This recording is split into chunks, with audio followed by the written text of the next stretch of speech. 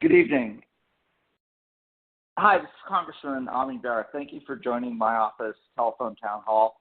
Looking forward to answering many of your questions. And, obviously we've got a lot of questions that folks have pre-submitted about President Trump's first 100 days in office, and, a lot of concern about what he's done in terms of legislation, some of the actions that he's taken, the executive orders. This is a record number of executive orders, more than any other president that we've ever seen in those 100 days. So there's a lot to talk about today. The first thing I wanted to do was to just go over some housekeeping tips. If you have a question, you can press *3 on your phone keypad at any time, and you'll be placed in a line.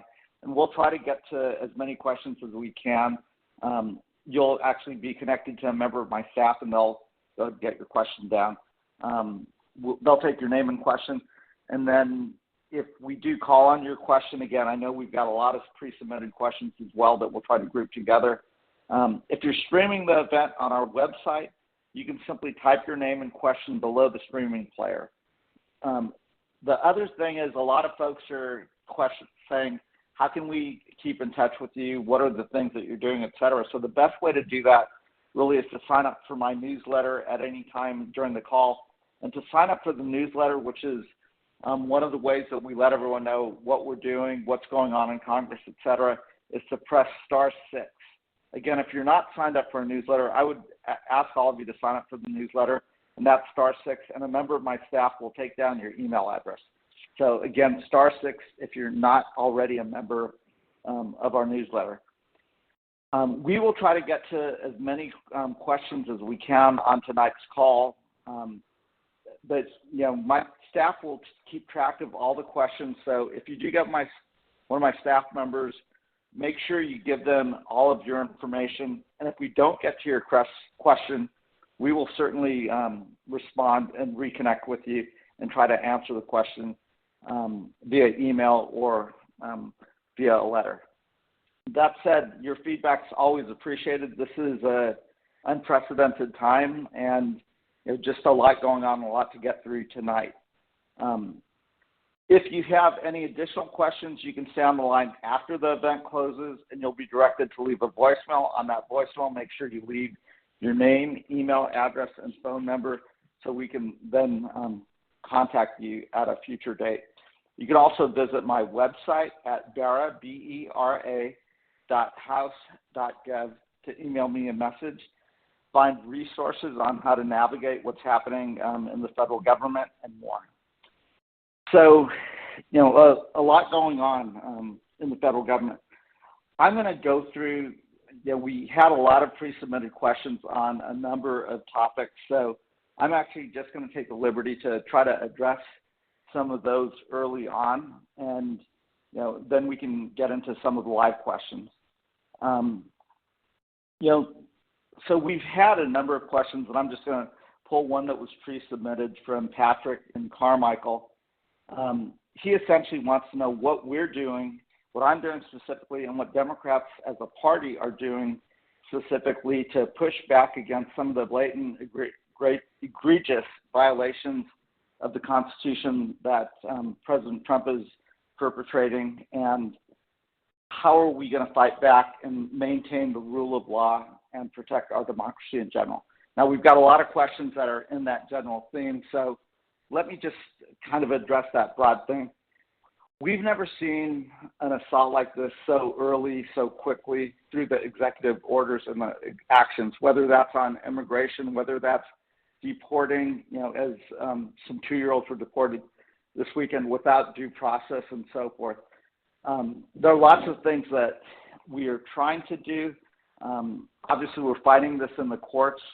Thus far, the courts have been upholding these actions. We're pointing them out. We're trying to mobilize folks. That's as a party. We are also making sure that the folks in the districts where these are happening are activating and raising those cases. And thus far, the courts have been holding. The thing we worry about most, though, is if we get to a point where the courts, which are the third branch of the federal government, have one ruling that goes against President Trump, and if he chooses to ignore the courts that's actually when we would have a constitutional crisis. So that's part of the tools that we have are to make sure the public's aware of what's happening. And again, a lot of those big cases are the fact that he's ignoring the authorizations and appropriations that Congress has passed into law, the things and programs that we've funded, and we think things like disbanding USAID, or actually we don't think, we know that those are illegal actions that he's taken. We are doing what we can to reverse those and stop those, again, by filing lawsuits, by working with the courts. In some cases, they're adhering to the courts. In some cases, they're slow walking it. And again, I know that's not a satisfying answer, but that's what we have at this juncture. So that is the best that we can do, and we're mobilizing around the country. So in terms of the things that I'm most focused on right now, and this goes back to after the election, starting in December, things that we anticipated the new Republican majority in the Trump administration would do. One of those was we anticipated that they were going to go after Medicaid. Going back to December, we started talking to all the medical associations around the country, the state medical associations, doctor groups, patient advocates, et cetera, saying we need to get ready for this full-out assault on Medicaid. That's what we're seeing right now, but we didn't start today. We started back in December looking at how many Medicaid recipients there are in every district, identifying all of those districts, making sure we were building networks of folks to mobilize in each of those districts. And again, that's an area that I'm obviously very familiar with as a doctor. And what we've done is, since they've started to talk about how they're going to do this budget bill that right now they're debating, we've been, for the last weeks and months, using and working with outside groups to make sure members of Congress, particularly Republican members of Congress, understand how many of their constituents actually get their health care benefits through Medicaid. If you think about what we did over the past few years, in California, we're almost to universal coverage where every Californian actually has health care coverage, and a lot of that has been through Medicaid expansion. So if they were to take away Medicaid and do away with Medicaid, they're going to take health care away from tens of millions of Americans. Now, we'll work with them if they think there's fraud and abuse, if there's ways to improve the efficiency of the Medicaid system, and in California it's called Medi-Cal. If there's ways to lower the cost, make prescriptions more accessible, make healthcare more accessible, great. I'm happy to work with folks. But to take healthcare away from folks goes against the oath that I took when I became a doctor, and we've got to fight against that. Now, we also see our pressure campaign is actually working. Just today, Republican from Nebraska, Don Bacon, started to say, hey, he would not vote for any cuts to Medicaid. And we've seen others start to waver. One of my fellow Californians, David Valadeo, has over 400,000 Medicaid recipients in his district. Is he going to take health care away from tens of thousands of his own constituents? We want to make sure that if he takes this vote to take Medicaid away from them, that he's going to have to own that vote. And again, a lot of that's been mobilization. A lot of that's been working with outside groups, with doctors in his district, with hospitals in his district, making sure he understands if they do that vote, those rural hospitals, some in California and many across the state in Republican states, potentially would close. So, that's an incredibly important thing to me personally that we've been fighting.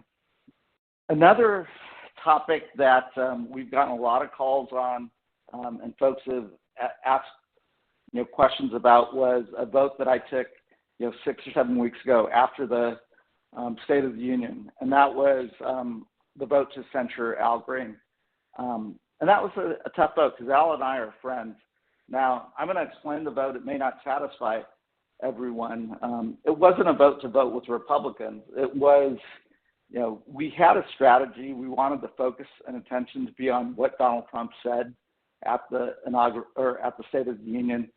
to keep the focus on him and what his plans were. And he said some pretty outlandish things about what his agenda was.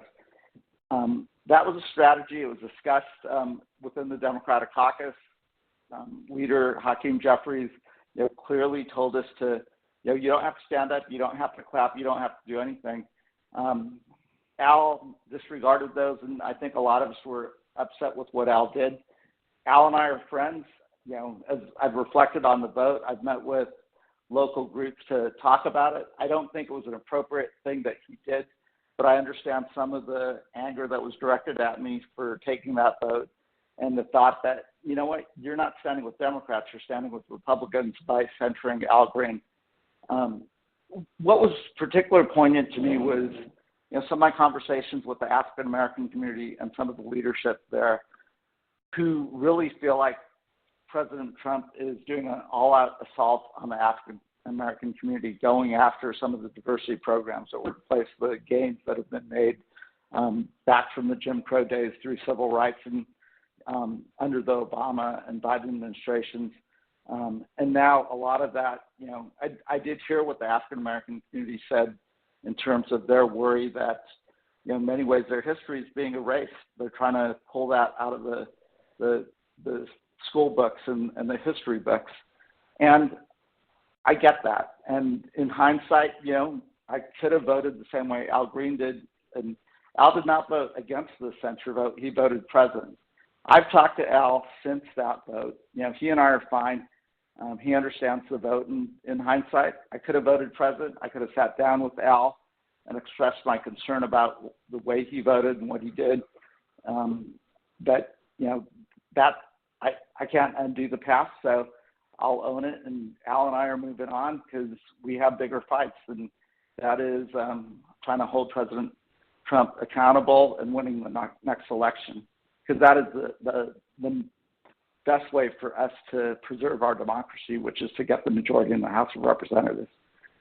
So we have a ton of questions that are coming in. I'll return to some of the pre-submitted questions, but we are going to go ahead and take a couple live questions. I'm going to call on Miranda from Natomas. Miranda, are you there? Yes, I'm here. Hi, Miranda. Hi.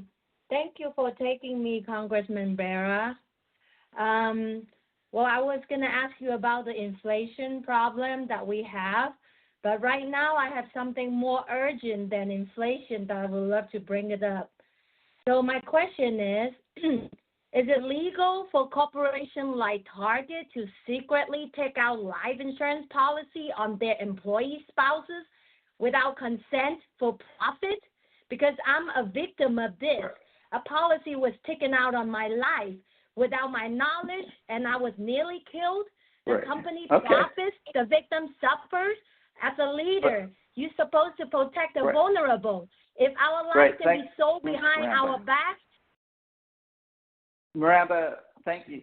I don't know the specifics about your specific issue, but if you want to reach out to my office, go to my website, www.bera.house.gov, or stay on the line, and my staff should have your information. We can try to get the specifics about your case. But on the broader issue that you brought up, again, broadly, I don't think companies can take out life insurances on individuals.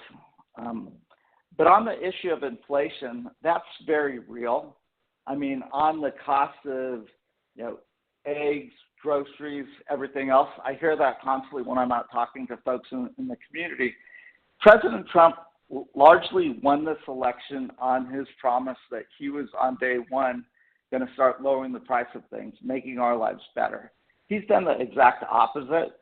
His unnecessary approach to getting into trade wars, the tariffs, unless this is resolved, are going to lead to higher prices. We're already seeing that. That's going to lead to, higher prices of basic necessities, clothes, school books, food, everything else. And again, I think the reason why President Trump got elected was he promised that he was going to lower the price and address those issues, and that's probably why President Biden or Kamala Harris lost the election. He's not addressing those things, and that's a real issue right now and a real problem. So we're going to continue to make sure that the public knows President Trump through his actions, through these trade wars. What he's doing is actually leading to higher prices. That's the problem, and we've got to address that. Now, again, we're willing to work with the administration. We're willing to work with Republicans in Congress. Thus far, they're not willing to stand with us. But we want to actually address the cost of goods, the price of goods. We want to work with our farmers and local folks. But a lot of the programs that eliminated are making food prices higher. They're making just basic things a lot higher right now. So, again, I think inflation's very real. President Trump said he was going to address that, and he's not doing it right now. Let's go to the next question. The next question is, I think, from Frank in Sacramento. Frank, are you there? I'm here. Yeah, Frank, you're live. You're on. My question, Congressman Bera, is this. The right-wing media nationwide, with their talking heads, continues to spew lies and propaganda and convince people that whatever Mr. Trump says is the truth. And whenever there's a minor pushback by the Democratic Party, it gets drowned out. Mr. Bernie Sanders and Ms. AOC were going through various states making the case for the inappropriate actions that Mr. Trump is taking. And, not that it wasn't good, but it isn't enough. And that's one of the big problems that the Democratic Party has. I don't know why the Democrats are not pushing back. There should be a caucus held by the Democrats, and they should get together and make a plan so that whether it's congressmen or senators or however they want to work out a game plan, they go to the states. You're talking about congressional elections in 2 years. The congressional elections are ongoing right now. This is when the work has to be done, not just before the. Great. Frank, thank you for that. And I didn't mean to cut you off, but we've got a ton of questions that are coming in. And so I'm going to ask folks to keep their questions really tight. And, Frank, your question is, don't wait until 2026 to fight and save Social Security. Do it right now.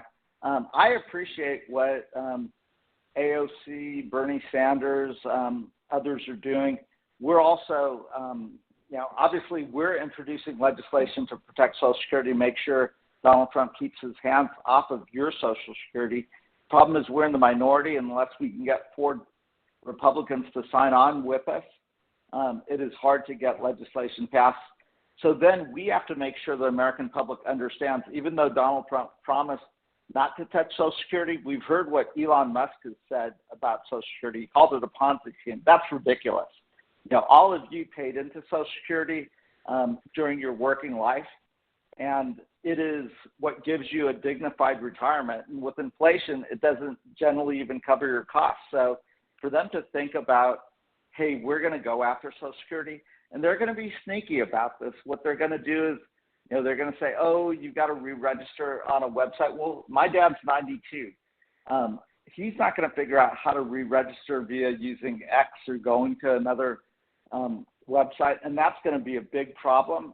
So they're, in a backhanded way, putting up barriers for folks to receive their Social Security. Again, I appreciate what we're doing in terms of amplifying that in Republican districts, working with groups that are, particularly on those vulnerable Republicans, making sure their constituents know that disregard what President Trump said. It does look like they're looking at Social Security, looking at making changes to having folks re-register on different websites, and that's going to be a problem. And we are not waiting until 2026. We're trying to fight that right now. We're trying to make sure people are aware of that.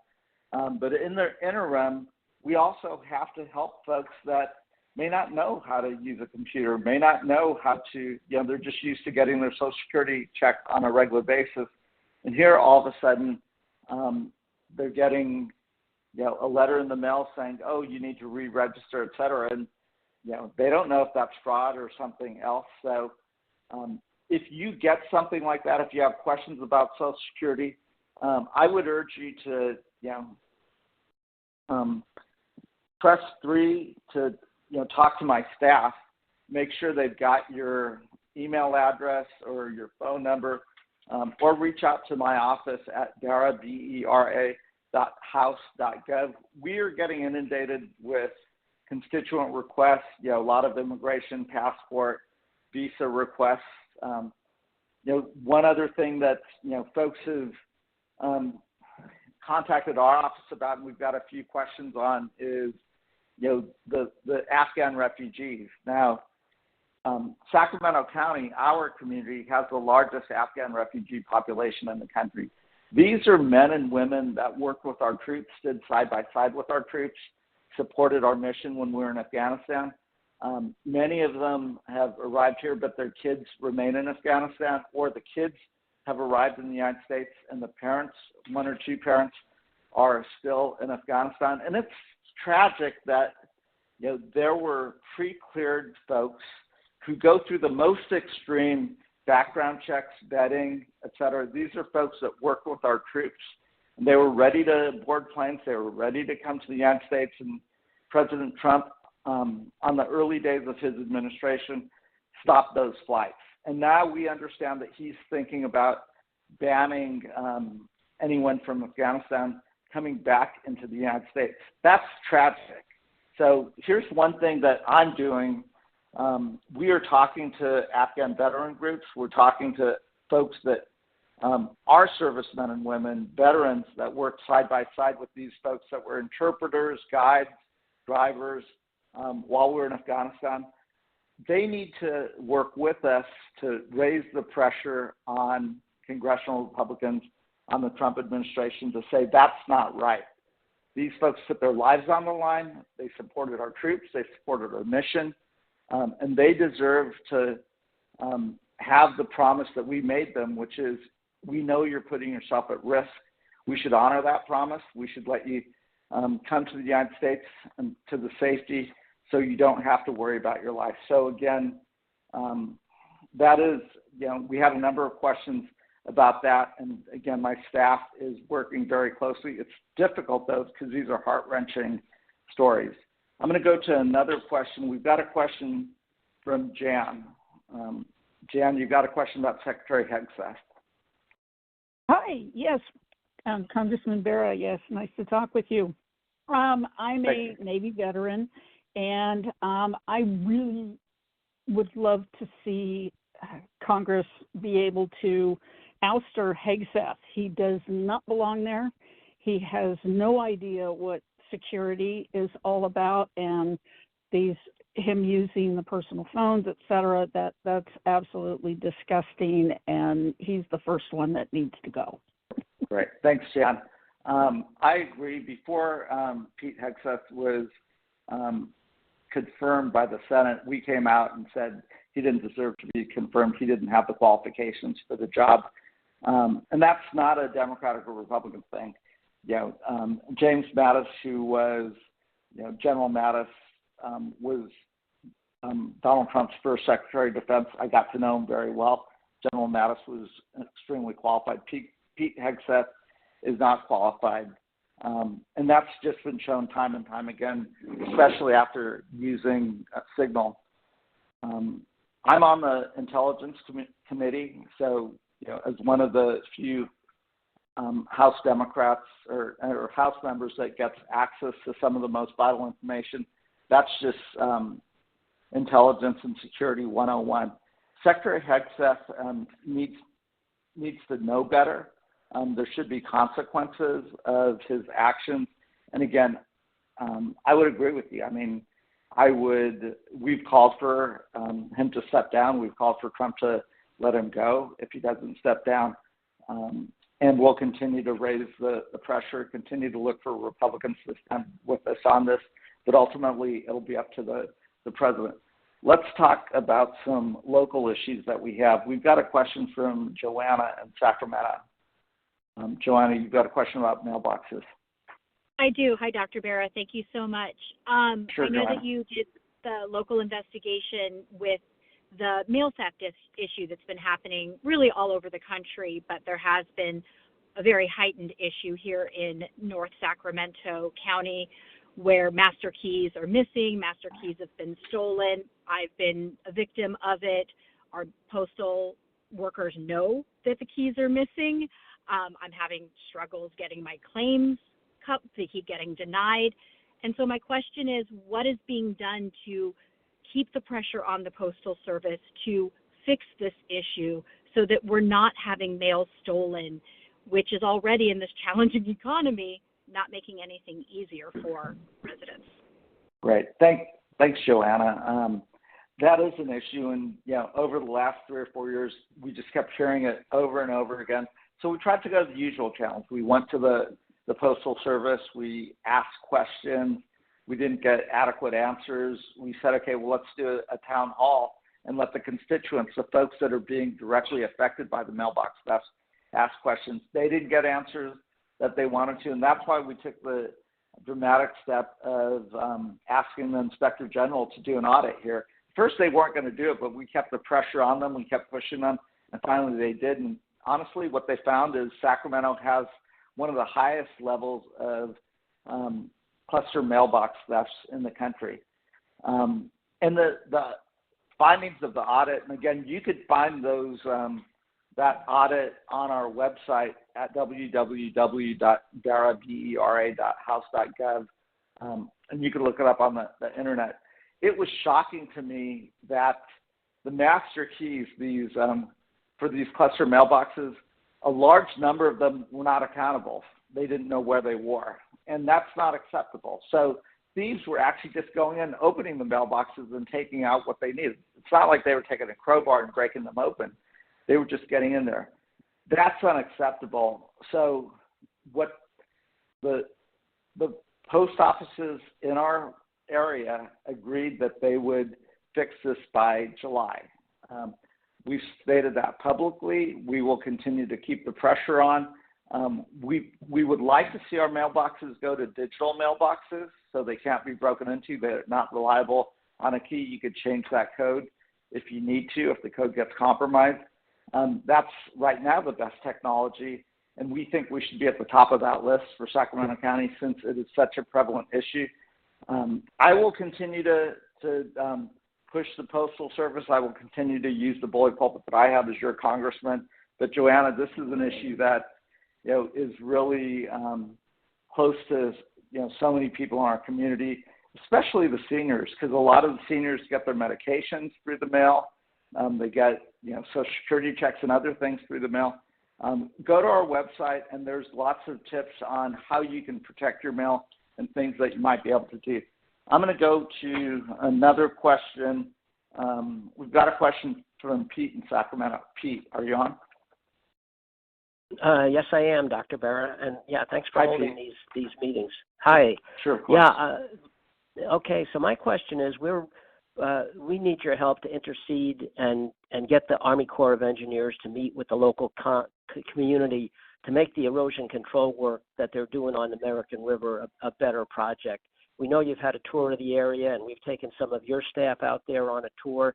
We know there are homes close to the levees, but we've got some of the best levees in the country, and they can be protected by erosion by using techniques that are much less devastating to the parkway, which is a real economic driver in the area and the jewel of Sacramento. So really asking for you to intercede and see if you can open the doors to the Army Corps of Engineers to speak with the local community. Thank you. Thanks, Pete. Appreciate it. And this one's a personal one for our community because the American River Parkway is one of the gems of our community in Sacramento County. You're correct. I mean, a lot of homeowners and non-homeowners, folks that just enjoy the parkway, have raised the issue. They're very concerned, is the parkway going to look like, portions around Sac State where they really just cleared all the trees, et cetera. We've done a couple things. So I met with the Army Corps a couple times. We did have the Army Corps do a town hall to try to address some of the concerns. share their plans. I then ask them to take me out onto the levees, show me exactly what they're doing, did some videos, asked them to do some videos and asked them to be accessible to the public. I mean, the last 6 months have been a little bit of a whirlwind, so I hear what you're saying, Pete, and I will have my staff reach out, and maybe I will get back out on the levees and perhaps see if I can't do a venue, either an in-person town hall, a telephone town hall, or something where the folks that care about the American River Parkway, live along the American River Parkway, can ask their questions directly to the Army Corps. I do know, there are areas where there is real concern about erosion. I'm not an Army Corps expert or a flood protection expert, but if there's ways to maintain the beauty of the parkway, but also mitigate the risk of a broken levee and floods in our region, then we ought to do that. So again, thanks for bringing that up again. I will reach back out to the Army Corps and get an update and see if there's something we can't do that allows the folks that, like yourself, to ask their questions directly to the Army Corps. Let's talk to, we've got a question from Marie. You have a question about tariffs. Marie, yes, yes, I'm here. Well, this you're on. Yes, it's about tariffs, but it's about medical supplies, Dr. Bera. I heard a few things about if China has, our medical equipment and supplies, and there's tariffs, and then they sell their stuff to other countries, are we going to have a problem getting IV bags that are made in China, adult diapers for autistic children at home, and any other medical equipment? And Marie, I'm wondering... Marie, thank you for that question. I think you're hitting the nail on the head, which is why trade wars like this, a tariff war, is such a dangerous thing. Now, I'm not against holding China accountable for a lot of the unfair trade practices that they've done. I'm not against making sure that we have a fair playing field here. But what we saw in the pandemic was how reliant so many of our supplies have become on a single source, and in this case, China. During the pandemic, if you remember 4 or 5 years ago, a lot of the raw ingredients for our medications come from China. A lot of the supplies, PPEs, the protective equipment that folks use in hospitals, IV bags, even things like IV solutions are dependent on single sources. And that there is some urgency for us to diversify those supplies. But right now, we've not done that diversification, and we're about to get in the middle of a trade war potentially with China. And what do we do if they choose to start cutting those needed things off? That is going to cause some pain. That is going to cause some problems, which is why, again, I'm not against playing hardball in negotiation with China, but I would not do it the way President Trump is doing, because I think it does expose some vulnerabilities. The other area, just expanding your question, that we worry about is how dependent we are on Beijing for the raw ingredients, the rare earth elements and critical minerals that go into making our batteries, electric vehicles, that are so important to our Defense Department. That is something that we've already seen the Chinese saying, okay, we're not going to sell those to you. That's going to be a big problem. And again, that's why we've been urging the Trump administration and others to say, hey, that's going to be a problem. Let's figure out a better way to do this negotiation.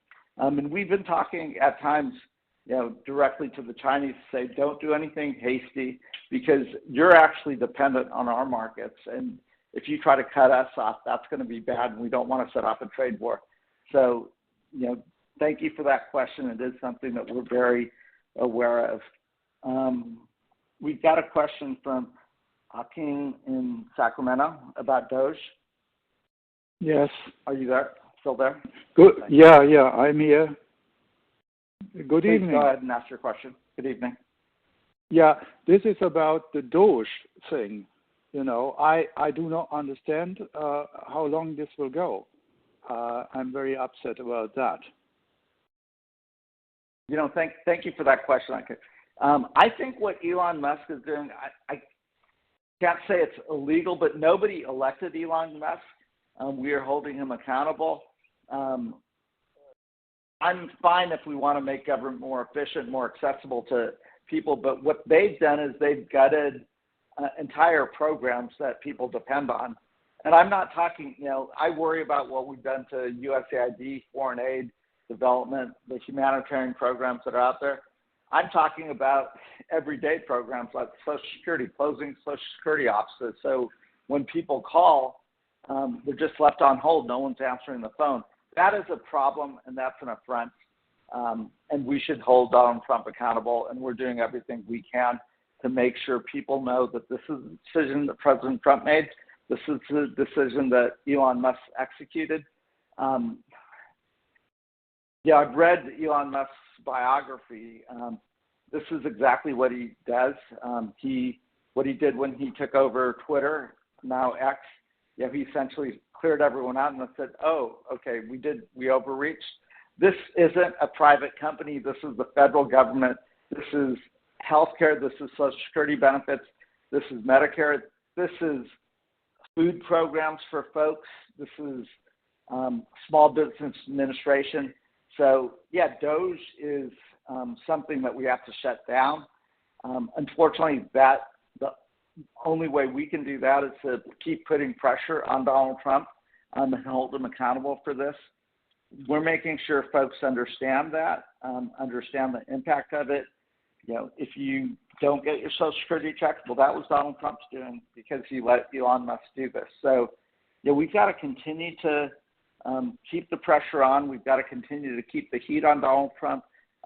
This isn't what people voted for. What they voted for is they understood the cost of goods, groceries, everyday basic items were way too high, and they didn't feel like President Biden got those things under control. Well, you know what? Donald Trump is just putting gasoline on that fire and making things way unaffordable for folks. So, again, we've implored the administration. I've gone to my colleagues in Congress, my Republican colleagues, and said, look, if we want to make government more efficient, great, let's do it. Let's look at it. Let's be strategic about it. Let's look at the programs that are out there. If there's programs that don't make any sense, and there are programs that don't make sense, then let's go ahead and address those programs.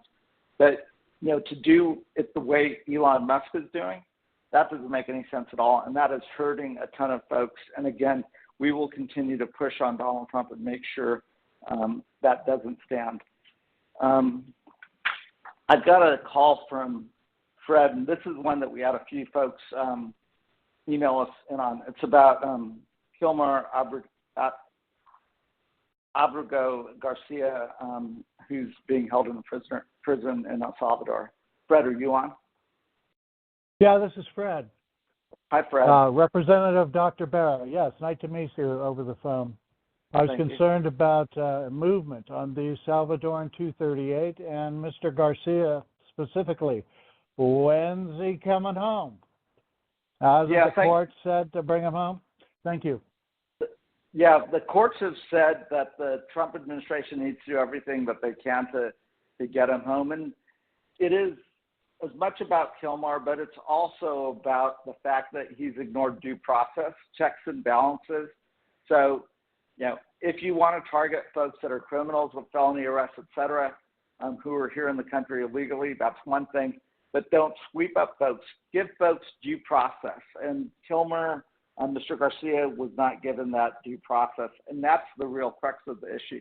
I'm friends with Senator Van Hollen, who is Mr. Garcia's home state senator, who went down to El Salvador also, and then was in communication with my House colleagues who went down there. They didn't get access to the prison, did not get access to Mr. Garcia. It does sound like he's not in the heinous prison that was being reported. He's in better circumstances, but he has children. This is a person who did have legal status, who was swept up. And now we're hearing the reports of some of the 2-year-olds that are American citizens, being deported with the mother. Again, I'm not against it. There are folks here illegally. There are folks that are felons, committing crimes, et cetera. Great.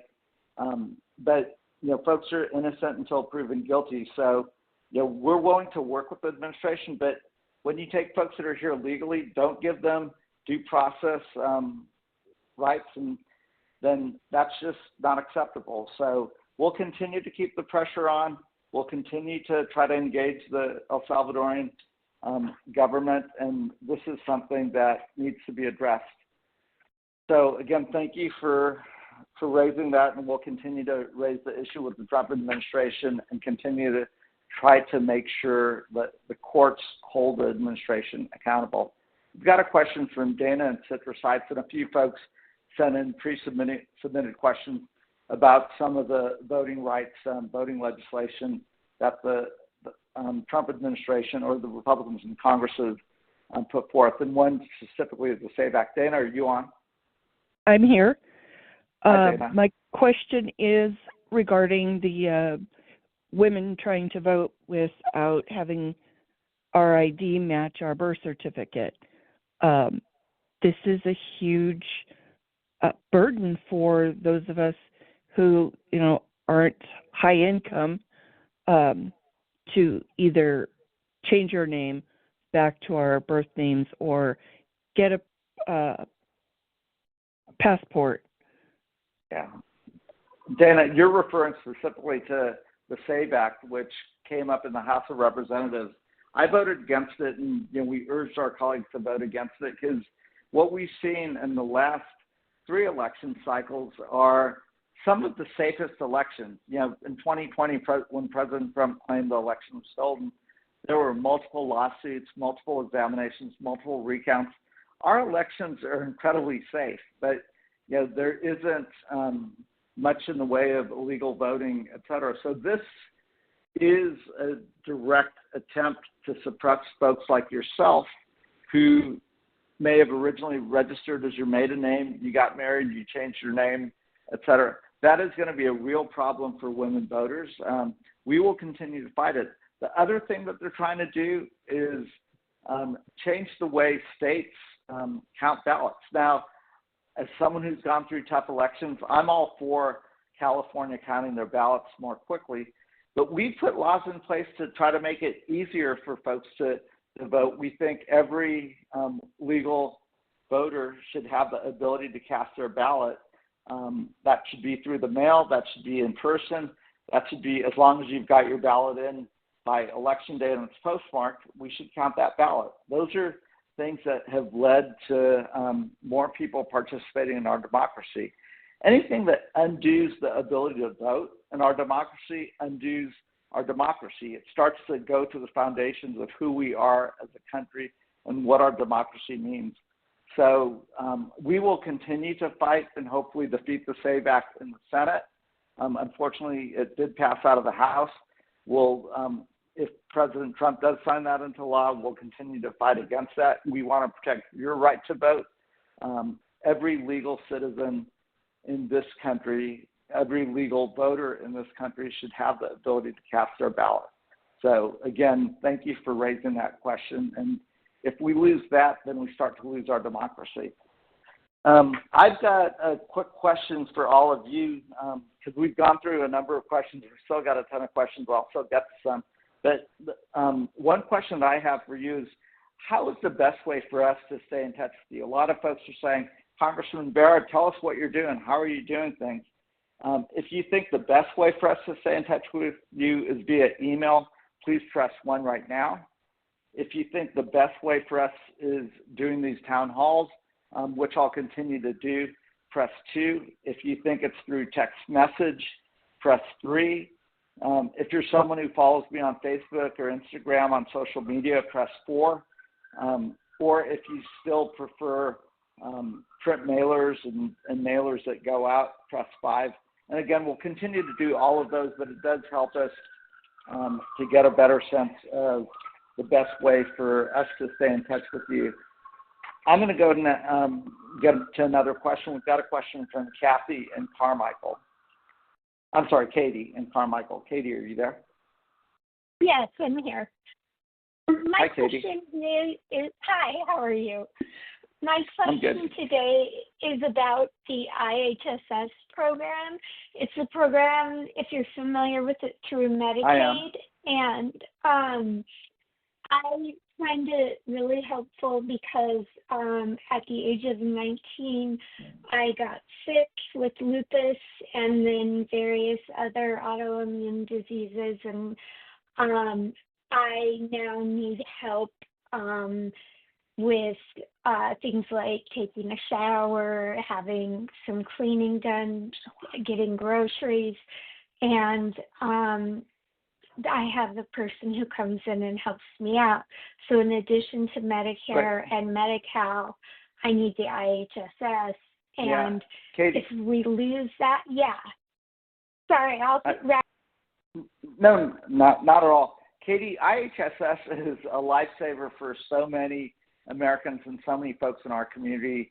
And that's the thing that I'm trying to make sure my Republican colleagues understand, and also making sure that doctors, hospitals, others in their districts are talking to them. And we've organized a lot of that to make sure they understand that Medicaid isn't just for poor people. It's not just for pregnant women and children.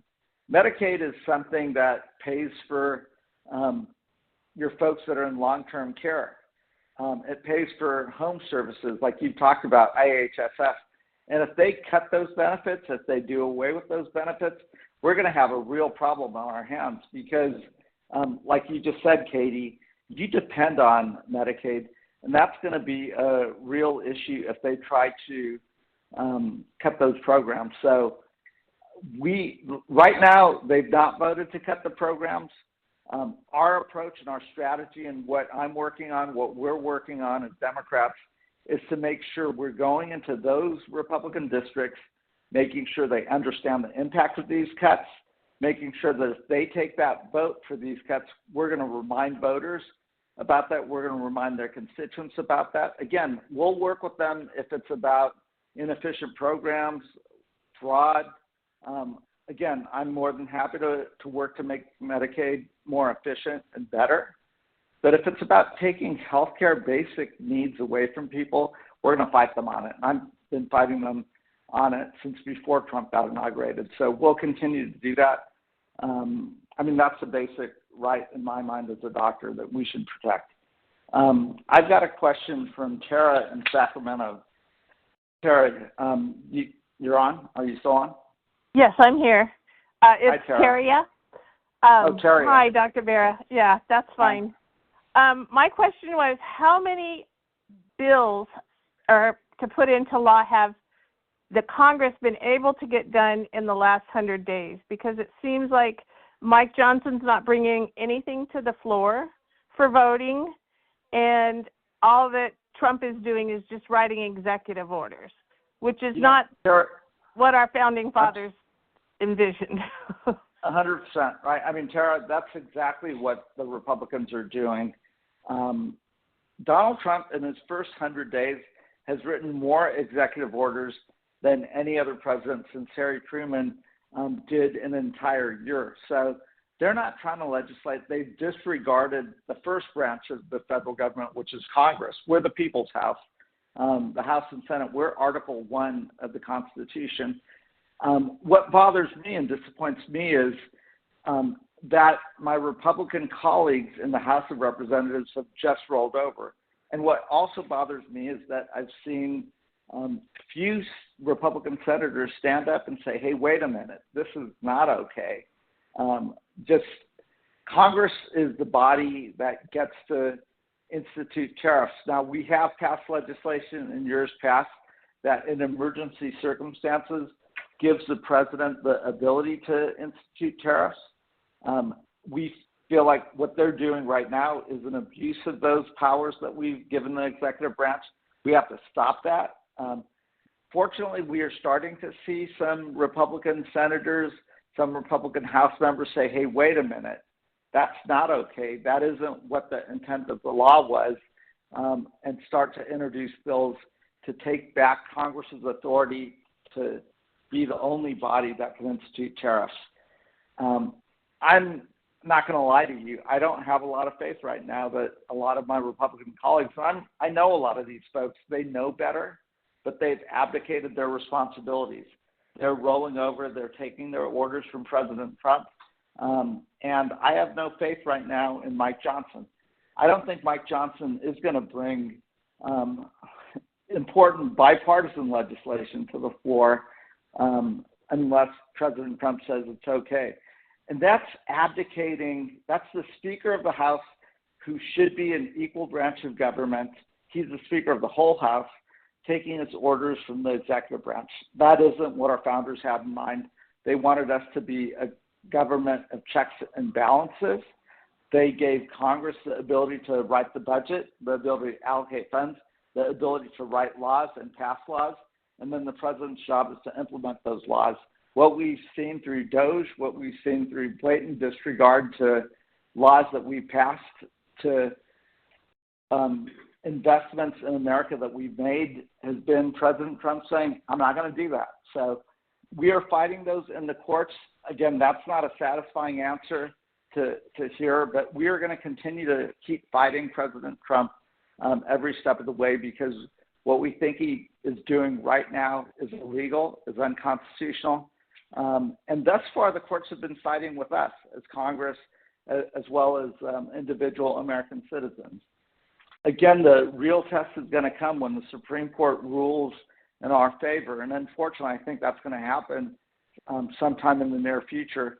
And if President Trump decides to ignore who we are. So, that's going to be a problem. Let me talk about something else that has really been weighing on my mind and that I've been really worried about. It's what's happening to our public health system, what's happening with RFK Jr., and kind of the dismantling of investments that we've made in public health, just basic things like the measles vaccination. We had eradicated measles in the United States of America, and now we've seen 2, maybe 3 children pass away from measles in Texas. These are entirely preventable diseases. Again, I understand the controversy of folks wanting to fight against the COVID vaccination. Great, let's set that aside. Just as a doctor, get your kids vaccinated for measles. It's a safe and effective vaccine. It makes sense. I don't want to see any children in this country die unnecessarily. They don't need to. So go out there and do it. Go talk to your doctor. Go talk to your pediatrician. It's not necessary. And those were 3 kids that didn't need to die. We need to do more. We can debate, mandates and things like that. And I am the first to admit that there are things that we did during the pandemic, like keeping our schools closed. I understand why we did that in the spring of 2020 when, we were worried and we didn't know much about the COVID virus. By the fall of 2020, we should have thought about this differently. Again, you can't undo the past, but we ought to admit that. We ought to take a look at the impact it had on our kids. We ought to understand that, maybe we shouldn't make mandates, but we should explain to folks our rationale for why, maybe wearing a mask was an okay thing to do to protect yourself and protect others. Those are all reasonable. But to not get your kids vaccinated against measles, don't do that. Don't put your kids at risk. Go talk to your pediatrician. Have them answer your questions. And it is something that I really urge folks to do. I also very much worry that people are not getting their polio vaccines. We've eradicated polio in America. I don't want to see it come back. That's something that I worry about a lot. So, those are things that I worry about. I've reached out to the new director of the NIH. One thing, I know that they've cut a lot of the funding and programs at the National Institutes of Health. Those have been drivers of our economy, innovations. We're on the cusp of finding cures for cancer, for Alzheimer's, for Parkinson's. We've got to continue making those investments. And, I don't have a direct question on that. I'm just using the bully pulpit that I have because as doctor, America is the innovator in healthcare, and we really ought to do this. And as someone who ran a public health system in Sacramento, we've got to make sure we keep, investing in public health, keep our communities safe, keep the most vulnerable in our communities safe. And, it is something that we really need to do. So I've had a couple questions from folks, that were pre-submitted asking about in-person town halls. I'll commit to you that we will try to get one scheduled in the near future. I know my schedule's not great, and let me share some of the things that I've also been working on, because I think it is helpful for folks to know how tough life is right now under the Trump administration. A lot of his actions, we've talked a lot about what's happening here in the United States, the programs that they're cutting and the impact. We haven't talked about, I'm on the Intelligence Committee. I have one of the few folks that has that privilege. I'm also a senior member of the Foreign Affairs Committee. The impact it's had on our friends and allies, our closest allies like Canada, but also the United Kingdom, our allies in Europe and through Asia, they're scared right now because they have relied on the United States to maintain a context of safety and security. And we can be proud of what we did as Americans post-World War II. For 75 years, we created an architecture of peace, security, prosperity throughout the world. But things have changed right now. So I don't entirely disagree with President Trump saying it's time for Europe to take primary responsibility for European security. But we've got to work with our allies to make sure they're at that stage. We want to compete with China. We want to hold China and Beijing accountable, but we don't want a war with China. So what does that look like? I've been spending a lot of time talking to our allies about how we keep some of these alliances intact and not have it be a world where America goes alone, but we've got to be with it, with our friends, allies that share our values of freedom, of personal autonomy, of human rights, of democracy, of freedom of speech. I mean, those are all values that we hold dear to ourselves. We've got to do that. And we've got to do that with our friends. We can't do this alone. And that's the advantage we have over Beijing and Xi Jinping. They don't have friends that trust them. But we have had friends, but we can't lose those friends. I know I've kept you guys on the line for over an hour, and that's usually the length of these town halls. And here's my commitment to you. I'll continue to try to do these telephone town halls. And the reason why I do the telephone town halls is we're able to call into thousands of folks across the district, which is different than what happens in an in-person town hall. But I also and we used to, on a monthly basis, do in-person town halls. We'll start doing some of those again as well and try to get to as many folks as we can. I guess here's a couple of things that I would ask you. If you want to stay abreast to the things that we're doing, what we're fighting for, what's happening in Congress. I mean, I'm not a social media star in the way that AOC is, and that isn't who I am, and I want to apologize about that. I appreciate the talents that she has and the abilities that she has to connect with folks. But we are starting to post a lot more on Facebook, on Instagram. I haven't quite started to do TikTok, but a lot of my younger constituents have said, hey, you might want to get on TikTok because that's how we get our information. Again, I'd rather they read the newspaper, but that makes me sound like an old guy. So we are posting more. We're talking directly to camera. We're sharing, longer videos about what's happening in Congress. So do follow me on Instagram. Do go to my Facebook page and sign up to follow me there. But also, again, I'm an old guy, so we still do newsletters and things like that. So press *6 if you're not getting my newsletter, and you'll get signed up. Give my staff your email address, and we'll send out the newsletter. The other thing that I would ask all of you is this is going to be potentially tough 3 months, 6 years, 2 years, 4 years. We've got to look out for one another in Sacramento. We've got to be kind to one another. What bothers me the most about President Trump is a lot of what they're doing I find incredibly cruel. If they want to make government more efficient, that's fine, but you don't treat workers the way they are. You don't have someone show up at work and they're locked out of their office. You actually talk to folks, you address things, you treat people with dignity. Whatever you feel about the transgender community, it's not acceptable to me. These are kids, these are folks that are struggling. Sometimes they're extremely vulnerable. Let's not make them a political tool. I find that apprehensive and repressive. That is just not acceptable. Let's treat human beings with dignity, regardless of what political party they are in.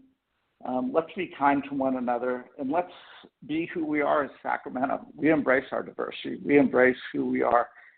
We embrace folks that have come to our community, whether they were fleeing Vietnam or, more recently Afghanistan or Ukraine or Syria.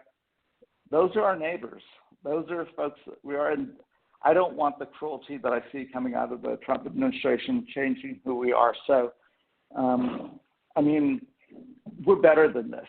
We're the United States of America. Let's be who we are and what I think makes this country great. So, again, please do subscribe to my newsletter at Bera, BERA.house.gov. And, follow me on Facebook, Instagram, Twitter, Blue Sky, or Threads. My staff told me to say that. I'm not a big social media guy, but I guess I got to come into the 21st century. And thank you, and have a good night, and be well, and we'll keep doing this. Have a good night.